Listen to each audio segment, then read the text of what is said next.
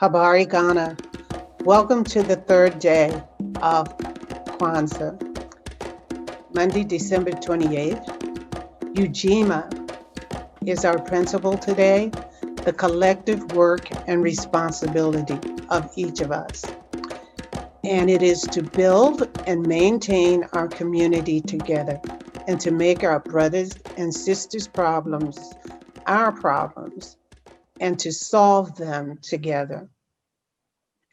So no man is an island. We are all directly responsible to others, whether it's our parents, our spouses, our children, but we can look back to those interconnecting circles that we talked about on day one. It's your family, your African American community, your American community, the global community, your church. You're connected to all of those things. So it's imperative that we function as productive, responsible adults, because when we don't, all of those adjoining circles suffer. Now, in some cases, adults may choose to disassociate themselves from your destructive behavior, but children don't have that opportunity in most cases. And even some adults, whether it's parents or grandparents, they too can have a very difficult time disassociating from harmful behavior and harmful ways. So let us embrace the principle of Kwanzaa today that asks us to stay mentally and spiritually healthy. And I believe that when you stay mentally and spiritually healthy, the physical health comes right along with that. So it's imperative that each of us tend to our lives with tender care every day. Every day is a gift from God, and we should thank God for each new day. It's a blank sheet of paper, and we should take very good care of what we do with that life every day. Strive to maintain a position where you feed others and you can help them directly, or you can inspire them by your example. But most important is to maintain that position of mentally and spiritually healthy. When you allow yourself to be seduced by reckless behavior and destructive people or vices, it's a choice. That's a choice that you make. And it is within our power to live healthy. And it's our duty to ourselves and all of those circles that we're connected to do so, to make healthy choices. We do not live for ourselves. And I've heard it, I'm sure you've heard it too. The ones of us who insist it's my life, I can do what I want, I'm not hurting anybody but myself. That is not true. And I just encourage you not to believe that lie. It is a lie. And every choice you make affects the lives of those around you. So let us all be active participants in life. The rewards are numerous. And I speak from experience that as I developed and strengthened and educated myself, my family, my community, my church, I mean, the benefits have just been overwhelming for me. So I encourage us all to stay actively connected to each of those circles and continue to be mentally and spiritually healthy. The strength that brings to the family.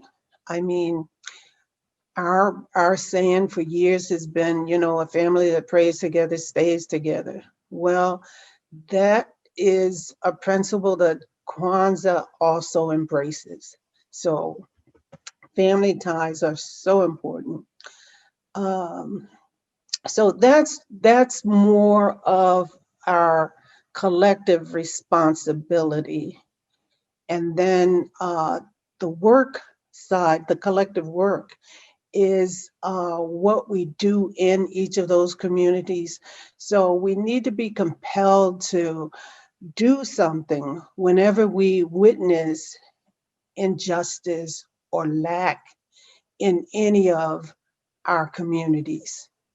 So once we all realize that we can make a difference, and sometimes even a small difference, a small act will make a big difference.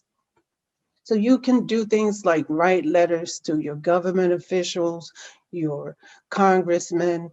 You can march. I mean, but all of us are not able to march. But if that's something that you're capable of doing, you can march.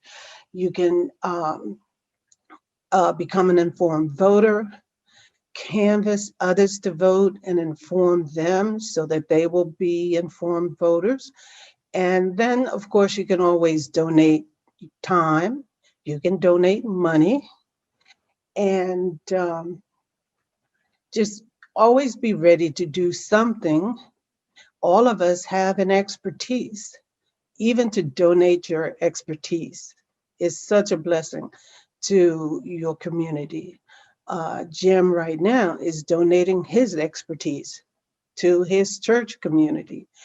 So we all have something that we can give.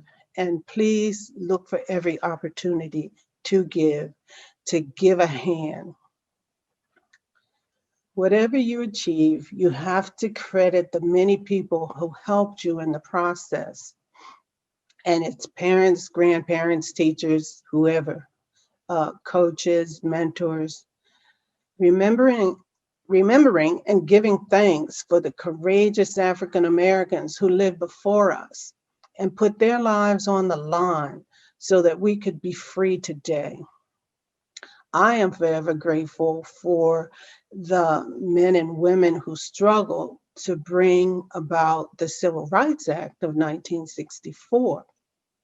When I graduated from high school in 1967, many doors were open to me that were not open to my mother and to my parents and my grandparents. They were just amazed at the things that I was able to do. So we all succeed because someone else paved the way. Someone else did something to make things available or easier for us. So let's be proud of our accomplishments and continue to work hard. I continue to work hard because people struggled to bring about the 1964 Civil Rights Act. Well, if I just kind of wallow in my success and not work to instill what is so much systemic racism, then what am I doing for the generations behind me? What am I doing for my grandchildren, my great grandchildren? I want them to have more opportunity than what I did. So we can't just, say, okay, I got mine, you get yours, and go on about your business. That's not the way it goes.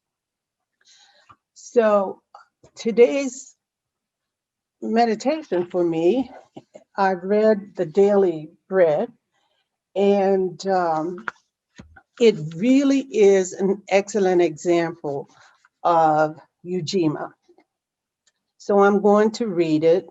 It's a short reading, and the Bible reference is Jeremiah 33, chapter 33, verses 6 through 11. At 17, Duane had to leave his family home in Manenberg, a part of Cape Town, South Africa, because his stealing and addiction to heroin.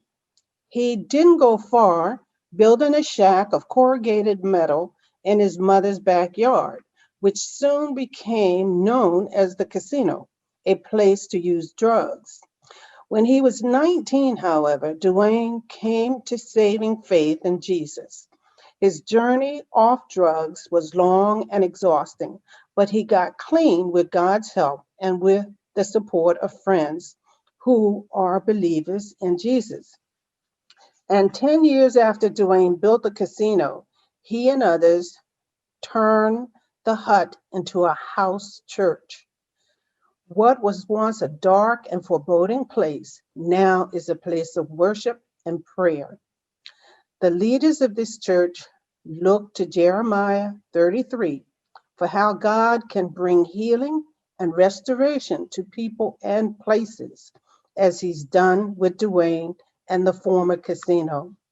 The prophet Jeremiah spoke to God's people in captivity, saying that although the city would not be spared, yet God would heal his people and would rebuild them, cleansing them from their sin. Then the city would bring him joy, renown, and honor.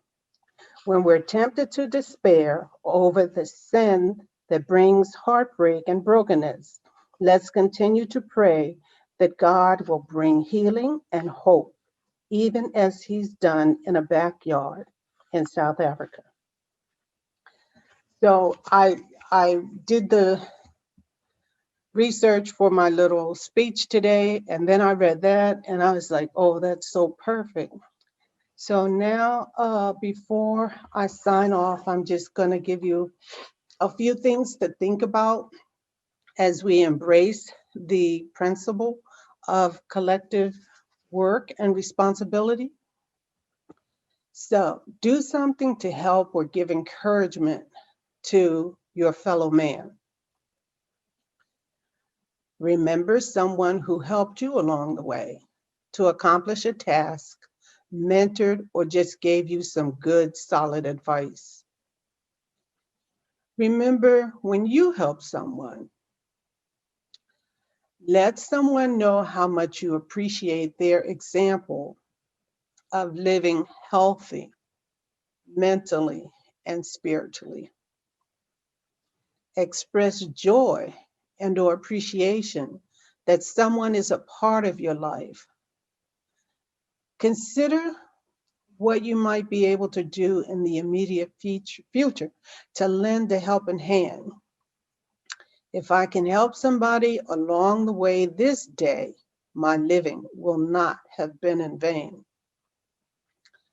Pledge to strengthen your family ties. This is one that's really close to my heart. I want strong, healthy African American families. And consider committing to actively participate in supporting your African American community. So that's Kwanzaa Day 3. Thank you for sharing this time with us, and we'll see you tomorrow, Tuesday, December 29th. Have a wonderful evening.